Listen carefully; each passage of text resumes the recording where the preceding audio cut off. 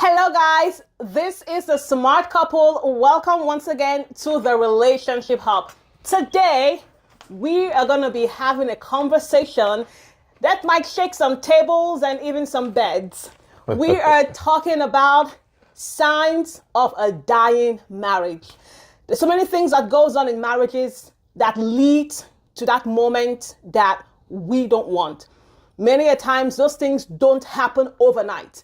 It's an issue, or there are issues that have stayed in the marriage and clutched onto the marriage over periods of time, that one day, one more last thing happens, one final straw happens that brings the whole marriage down. And today we're going to be exploring some of those signs so that you can look at your marriage and take precaution before it is too late. So, we have a brief but important announcement to make. Watch your screen for it. Want to thrive in relationship? Then join Relationship Hub Global Family. Real talk, real love, real life. Join now. Let's dig into signs of a dying marriage. Let's go. Wow, that was a good one.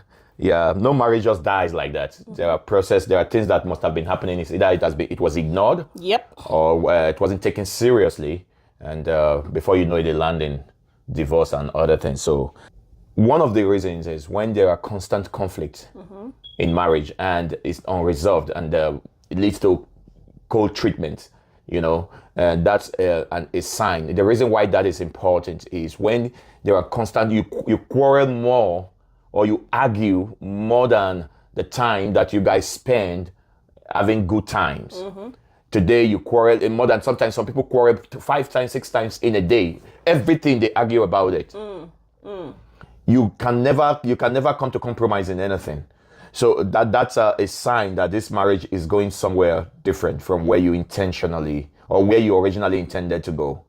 And when the conflict comes up, how long does it linger? When it lingers beyond necessary, today, when we have conflict, I give you cold shoulder, it's not resolved. Before you know it, it keep piling up. No, not just piling up. The time that we spend communicating is lesser than the time we should to keep a healthy marriage going. Does that make sense? So when you constantly have misunderstanding, always arguing over every little thing, that is a sign that the marriage is going somewhere you did not intend. Okay, all right. So another sign of a dying marriage is when you get to the point of indifference towards each other, meaning you don't care anymore. You don't even care about an argument. Like, you don't even want to argue. You're just like, whatever makes you happy. Many times, some people confuse this as, oh, okay, there's peace. She doesn't question me, or he doesn't question me. I go and come as I please. I do what I want. Oh, things are going okay. No, things are not going okay.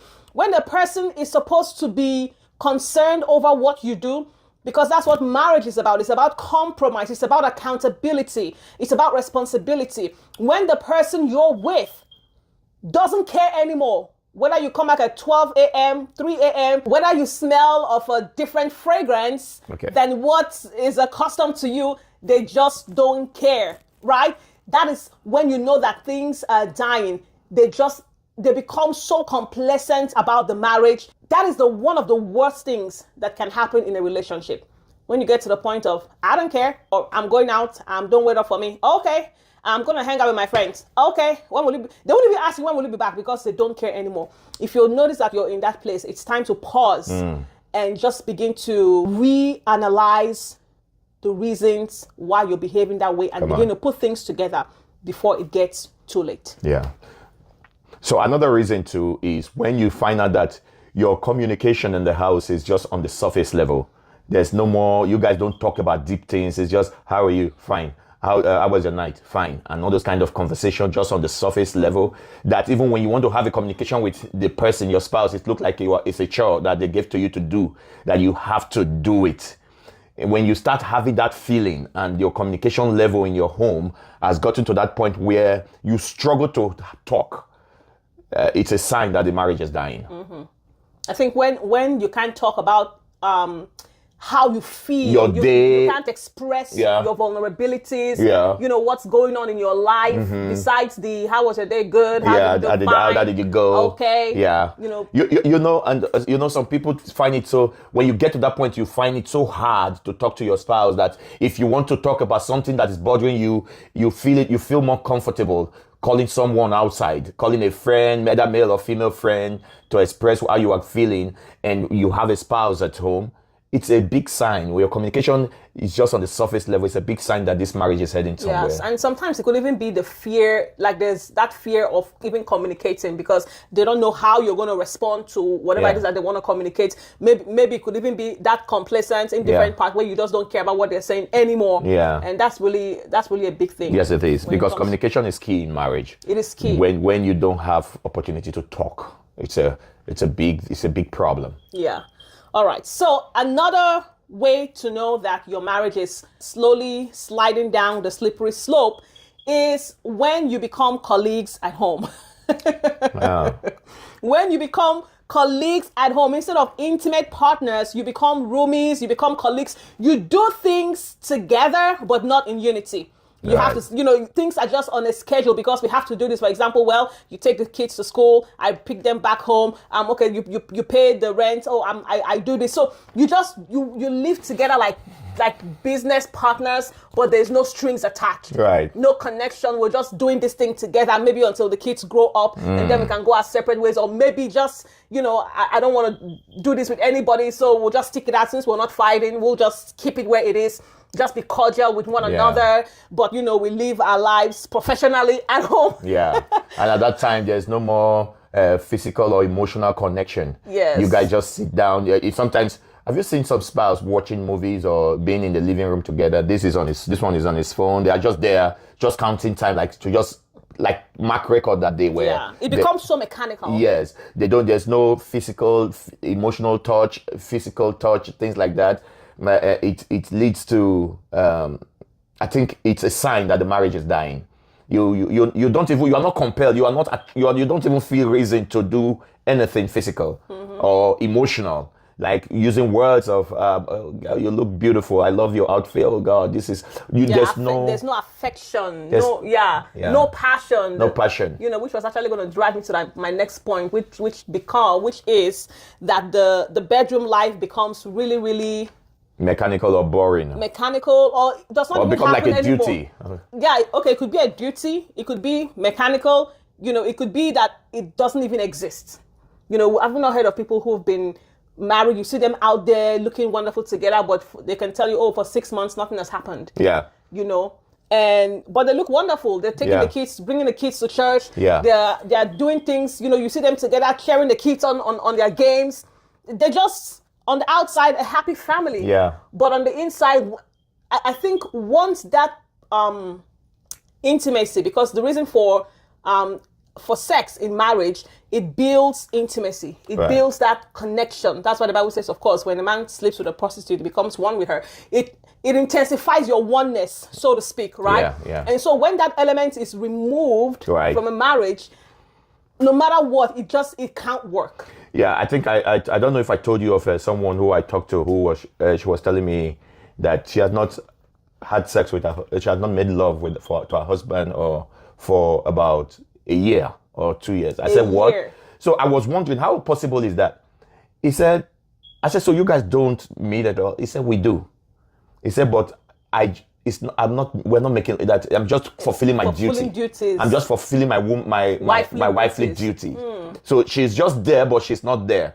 So situations like that, it's already, you already know that it's heading towards disaster. Yeah, and I think talking about this, I think we need to do a whole different episode concerning the bedroom situation. Yeah, I think we need to do an episode like that because just on that, because that's a whole nother dimension and realms and dimensions. Yeah, that we have to touch on that. But yeah, that's really, really a big issue. And of course, when that happens, you know that there is no way that someone is not going to go out there and do something crazy. Yeah. I think another part that we need to talk about is another thing that's so important is when there's when you've lost trust on your spouse. Yes. When there's no more trust. when there's no trust, love is heading towards the wrong direction. Because there's no way you can love someone, there's no way you can be with someone and when you don't trust the person. You don't trust what he says. You don't trust what he does. You don't trust his motive or his intentions. If he give you something, you are wondering why is he trying to? Has he done something wrong? That's why he's trying to do this. Yes. When you say you are beautiful, you say, so what do you want? Now tell me what is it now you have done? So when when there's a lack of trust in your marriage, if you observe that, know that the marriage is heading to the wrong direction. Yeah, and beyond knowing that it's heading in the wrong direction, you need to address the reason for that lack of trust. Yes. Why do we have trust issues? Yeah. What has been done in the past? What is going on? And how can I rebuild this trust? Because trust is usually broken by someone. That's true. And so that's true. You have to address the root cause. Yeah. Is it that someone have done something or one of the spouse have done something that broke the trust? Because like I always say, trust is earned. Trust is not a gift. Not a gift. Yeah. Now, so if somebody have done something wrong and it was not addressed, sometimes you think you have let it go, but it's still there. Yeah. So you need to talk. That's why I think in marriage, talking is the lifeline of marriage. Yes, it's the blood. It's the blood. Marriage. Talking, communicating, telling the person how you feel. I was talking to your sister. She was saying something. He said, I know you're going to bring this, and I know you're going to talk, so I'm sorry. He said, somebody like you, that you, in any way, when you feel bad, you say it instantly. You just tell the person how you feel. He said it's easy to get a relationship or to have a good communication on the relationship with someone like you because you say how you feel. Yes. No need of bottling things or putting things together. And then you start getting angry over things, and the person can't understand why are you so angry. Yeah. Yeah. So it's so important to talk. Yes. So address the root cause of what is the cause of that lack of trust, and possibly sometimes, if you feel that you've talked about it, but you're still feeling the same way, it's good to have a counseling session where someone can sit with you guys, talk about it, tell the person how you feel, be vulnerable. Speak. Yeah. Speak. Life and death is in the power of the tongue. Be vulnerable if you really want, if you prefer the marriage. Yeah, and there's something you always say, a closed mouth is a closed destiny. Yeah. A closed mouth is a closed marriage. A closed mouth is a closed everything. So open your mouth and speak. The other party is not a spirit or a prophet or I don't know. That we just know how you're feeling. Just, get into your mind and he's supposed to know how I feel. He's supposed to understand that what if they don't know, But anyways. I was watching is it one comedy or something? The woman was saying something about to the man. He said, "What is this?" The man said, 2. He said, "What is this?" He said, 4. He said, "Are you sure this is 2? This is 4? The man said, "Yeah, I can see it's 4. He said, "So you can see that this is 2, you can see that this is 4, and you can't see that I'm hungry." The woman was telling the man, "So you can't see that I'm hungry. I've been with you from morning till noon. You can't see that." The man said, "Just tell me you are hungry. We will park somewhere and How is eat." he supposed to know? Maybe you're watching your weight. How is he supposed to know? He said, "You're supposed to know that I'm hungry, that I've been with you for..." So the man is, "For God's sake, I'm not in you. You should tell me how you feel." So it's so good to talk about what you are going through, how you're feeling, how the thing affected you. It's okay to be vulnerable to your spouse. Yes. Anyways, another way to know that your marriage is slowly declining is when you begin to fantasize or you begin to imagine your life without them. Oh boy. Yes. That is something big. When you begin to notice, you begin to just wonder, what if I had actually married my ex?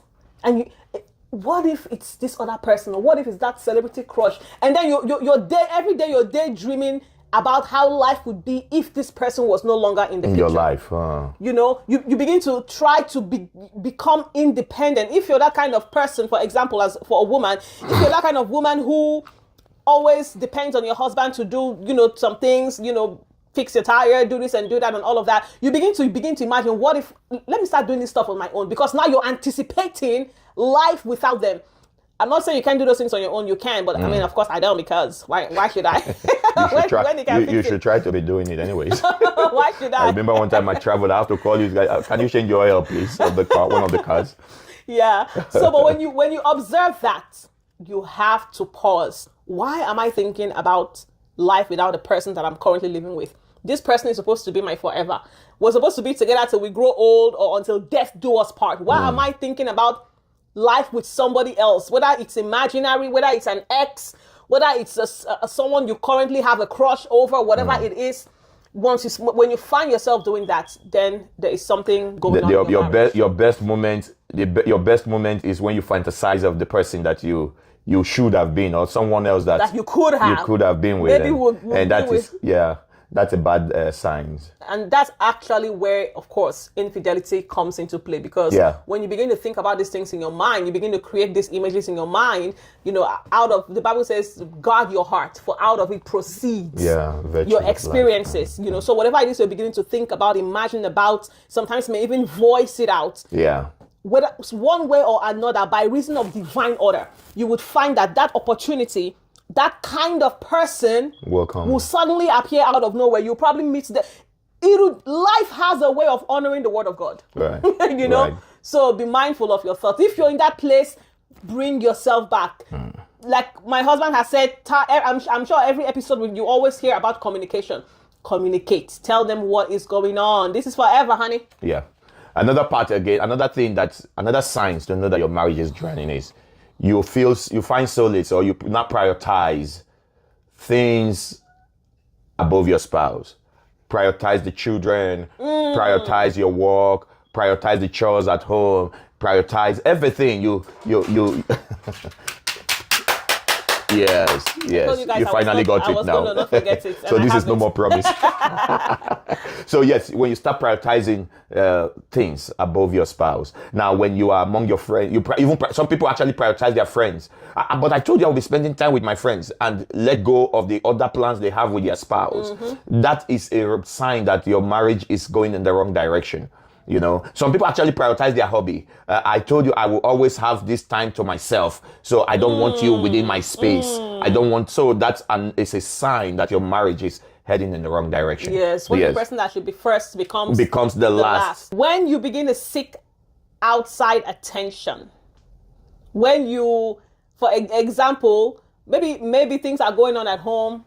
Your wife isn't complimenting you, telling you how muscular you look. Your husband isn't telling you how pretty you look anymore. And you intentionally go out of your way to seek validation somewhere else. Right. You're excited about just being the center of attraction for someone else. Right. So when you see yourself in that situation, going above and beyond. I mean, I know this is one of the main reasons why people cheat. When sometimes when I watch those cheaters, anyone watch cheaters where they catch people who are cheating, the first thing you hear, you never told, like when they caught one lady, you never told me how beautiful I was, you were, but he always told me how amazing I looked. I'm like, is that the reason why you would go? Yeah. Because I never told you. That's true. I'm not saying that these things are not important, but I'm saying it is important. They are important. But when you see that you're beginning to, for example, when you go to work, listen, there are things that are happening, right? Sometimes you go to, for example, a lady, I'll give an example for both. You go to work, everything that you do is because you want the opposite sex to compliment you. That extra red lipstick, that extra liner, that extra lash, that extra tight dress and everything, you are doing it not because you want to look great and go do your about your business, but because you want that guy that you are having something with, whether you have something with them or not, but you just want that other person to compliment you. You just want that outside attention. Yeah. And of course it could be a deficiency of something, what's happening at home. And the same goes for the guy. Yeah. If you're in you and it's not something you can say, am I seeking attention? No, every human being knows what they're doing. Yeah. So when you go out of your way to seek attention and validation from the opposite sex, something is going on. And what causes some of those things when you have a spouse at home that don't tell you, there's this part of you that wants to be affirmed. Every human being. Especially ladies though, please men. If you have a spouse, your wife, don't get too used to her. To her beauty. Don't get too used to whenever she dresses, it's one of those things. She's already fine. If you are not fine, why am I still keeping you? That's how some men behave. If I don't love you, have you seen some ladies? She didn't tell me, it doesn't tell me he loves me. The men in their mind that if I don't love you, why are you still in my house? Why are we still together? But that is not enough. It's okay to say, honey, I love you. If that is what will keep your marriage. If you want you to say it morning, afternoon, evening, go ahead. After if all, she dresses, you're called to love her. Yes, if she dresses, let you be the first to give her that confidence from home that even if she goes out and someone says, oh, I don't like the way you look, you say, oh no, my husband loves it, or my husband said he loves it, or I like it. That is what it is. Give her that confidence. If she have that confidence from home before she left home, no matter what she hears outside.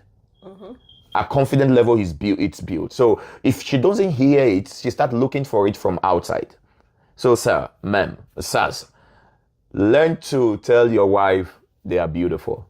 Yes. Even when the mirror says it to them, they want to hear it from you. Yes. That they are beautiful. They are looking great.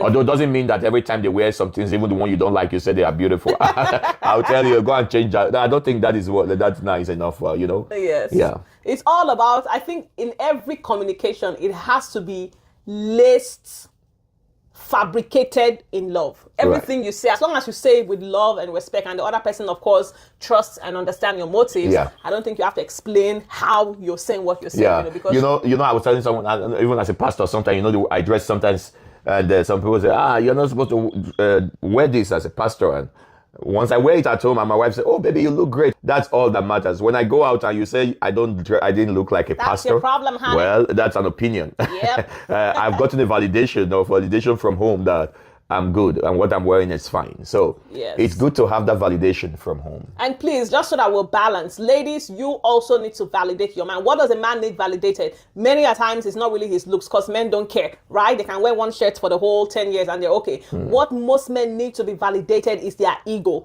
They need to know that they're doing a good job. They need to understand that their leadership is being appreciated. Wow. So validate them in that area. Don't always tell them, well, what are you even doing? Just let them know they're doing great. Yeah. There is no crime in excessive validation. Yeah. Nobody ever said, oh, don't praise me too much. Stop it. Nobody's ever going to do this marriage is going to break if you keep praising me like this. Please, I need to do a big oh, if you keep praising me, this marriage is going to break. You keep telling me I'm beautiful. It's going to ruin the marriage. Oh my God, I don't like all this praise. Yeah. Yeah. But yeah. Honestly, it is what it is. What we are saying in essence is that if you start feeling that way, you start observing that you are craving for relationship from the wrong place, from outside instead of your spouse. If you have a spouse that's not complimenting you, then have a conversation about it. Talk about it and just say, honey, I've observed you don't validate me and it's affecting me. And I'm feeling that I'm beginning to crave it from somewhere else. So please, I don't want anything to come between us. Absolutely. All right, guys, that's it for today. We hope that you've caught something that has been hiding somewhere in your marriage, and now you can grab it and toss it out the door before it begins to ruin, your marriage. And that's that. So. But when I wore this today, you didn't say I was looking nice. I said you look nice now. Oh, you I didn't did? say that is one of your good shirts. Oh, okay. You look nice too. And also, when they compliment you, hear when they complimented you, say you not that they not compliment you. Yeah. Pay attention to You're that. correct. I will pay attention. All right. That's that. See y'all, folks.